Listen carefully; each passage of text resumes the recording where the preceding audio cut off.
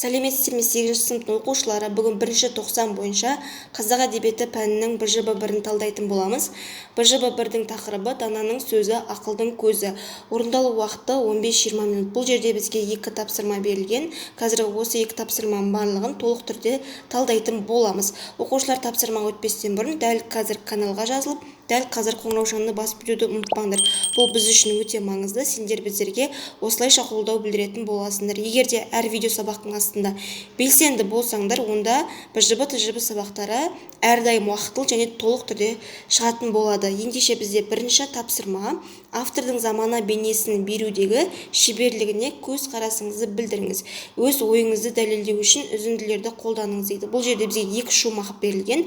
Осы 2 шумақты міндетті түрде өзіміз оқимыз және өз көзқарасымызды береміз автордың замана бейнесіне.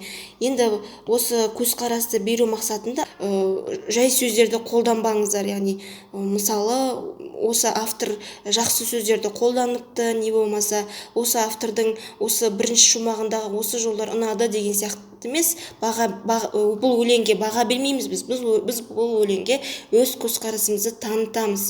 Сондықтан сынамаймыз, тек қана көзқарас бізге керек бұл жерде. Енді бірінші шумақты талдайық. Біз бір шумақтан талдап шығамыз. Бірінші шумаққа қарайық. Даналардың айтары келер болды, қияметтің қиянаты төнер болды, ақымақтар айқаймен жеңер болды, бұл не деген замана болды достар деп айтып тұр. Енді осы бірінші шумақ бойынша көзқарасымыз. Оқушылар, бұл жерде қазір көзқарасымды айтатын боламын, және өздеріңде де басқа көзқарас көрген болсаңдар, міндетті түрде қосып өтіңдер, қосып шығыңдар. Бірінші шумақ бойынша көзқарасым: автор өз заманының бейнесін шебер суреттеген. Автор бұл жерде өкінішін білдіріп тұр. Жамандық төнгелі тұр, даналардың айтқаны келгелі жатыр деп айтады. Сол замандағы әділетсіздік пен теңсіздіктің өршіп кеткенін көрсеткісі келген екен осы бірінші шумақта. Енді осы біз көзқарасымызды білдірумен ғана қоймай, біз дәлелдеуіміз керек. Бірінші шумақтың қай жерінен осыны көрдің сен? Бірінші шумақ бойынша дәлел: қияметтің қиянаты төнер болды деген үзіндіні алдым. Бұл үзіндіден сол кездегі заманның қатал әрі қиын болғанын көруге болады екен. Осылай талдайтын боламыз. Келесі екінші шумаққа назар аударайық. Үлкен кіші адамнан ибалық әдет кетті, қыз бозбала жастардан әдеп кетті, мінез құлықты бұзатын әлек жетті, бұл не деген замана болды достар деп аяқталады екінші шумақ. Екінші шумақ бойынша көз қарасымызды танытайық. Автор бұл үзіндіден жастардан әдеп кеткен, жалпы адамдардың мінез құлықтары өзгеріп, арадағы сыйластық жоғалып бара жатқанын ашына айтады. Автор өз заманының бейнесін шынайы шебер суреттеу арқылы дәл қазіргі уақытты дәлме-дәл суреттеп тұрғандай. Өйткені менің ойымша автор бейнеленген кейбір жаман әдеттер қазіргі күнде де адам бойынан кездеседі. Енді бұл жердегі әдеттерді жаңа айтып шықтық. Ибалық кетті дейді жастардан, қыз бозбала жастардан, мінез құлық бұзылды дейді. Шынымен енді бұл автор өзінің замандағы осы көріністерді айтып тұр осы өлеңнің шумағында. Бірақ дәл осы айтылған ойлар дәл қазіргі заманмен де кейде сәйкес келіп жатыр кейбір жерлері. Яғни осы екінші шумақтың түйінін айтатын болсақ, қай заманда болсын, яғни бұрынғы заман болсын, қазіргі 21-ші ғасыр 2020 жыл болсын, әр заманның әр уақытында сондай әдепсіз, мінез құлқы нашар, жаман әлекке бой ұратын сондай адамдар әр кезеңде болып тұрады деген қорытындыға келеміз. Енді екінші шумақ бойынша дәлелдейік, қай жерде бұл көрсетілген? Бұл осы жерде. Екінші шумақ бойынша дәлел: қыз бозбала жастардан әдеп кетті, мінез құлықты бұзатын әлек жетті. Бұл үзіндіден жастардың бұзылғаны, мінез құлықтары өзгеріп, жаман әлекке бетін бұрғаны жайлы айтып тұр екен. Оқушылар, сонымен біз бірінші тапсырманы толық түрде аяқтап бітірдік. Барлығын толық түрде бердім. Міне бір жерге қойып, бірінші шумақтан талдағаным, екінші шумақты талдағаным және 2 шумақ бойынша дәлелдерді осы жерге қосып беріп өттім. Осыны жазып алыңдар.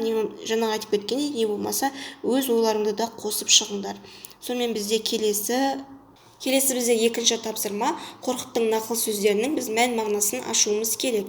Бұл жерде бірінші нақыл сөз гүрілдей шұбыра сулар тасса теңіз болмас, екіншісі көңілі пасық ерде дәулет болмас, үшіншісі жапалақ қар жауса да жазға қалмас деген осы үш нақылдың мән мағынасын ашайық. Ендеше бірінші нақыл сөз гүрілдей шұбыра сулар тасса теңіз болмас. Бұл барға қанағат қылу деп түсінемін. Адам қанағатсыз келеді, бар болса да көрмейді. Қанша жерден бар әлемнің байлығын жиғын келсе де, теңізге түскен тамшыдай бір шүкіршілігің болмаса, оның бәрі зая дегенді білдіреді.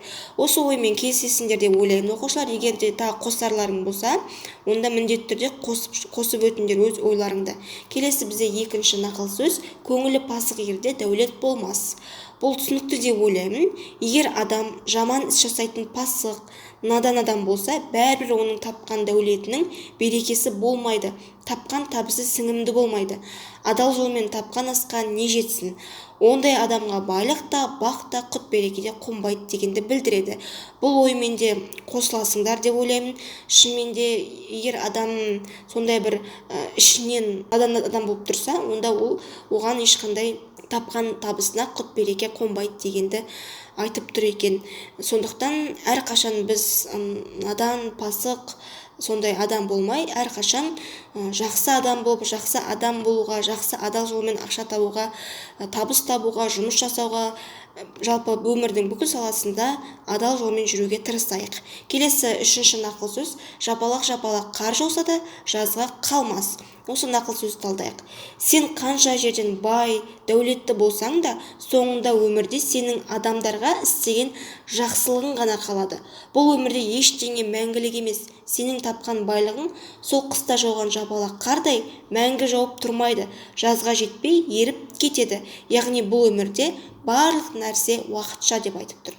Осы нақыл сөз өте жақсы айтылған, яғни былай ойлап қарасаң, түбіне үңілсең өте терең мағына айтылып тұр. Жапалақ қар жауса да жазға қалмас. Шынымен де сенің осы әлем, осы өмір, жалпы істеп жатқан іс барлығы уақытша, ештеңе өмірде мәңгі емес. Сен мысалы өзіңнің байлығыңды, атағыңды арқалап алып кете алмайсың. Сондықтан да мысалы қар белгілі бір уақытта қыс мезгілінде ғана жауады. Ол жазға жетпей еріп кетеді. Сол сияқты сенің атағың, байлығың, мансабың, жалпы мұның барлығы да мәңгілік емес, барлық нәрсе уақытша дегенді білдіріп тұр екен.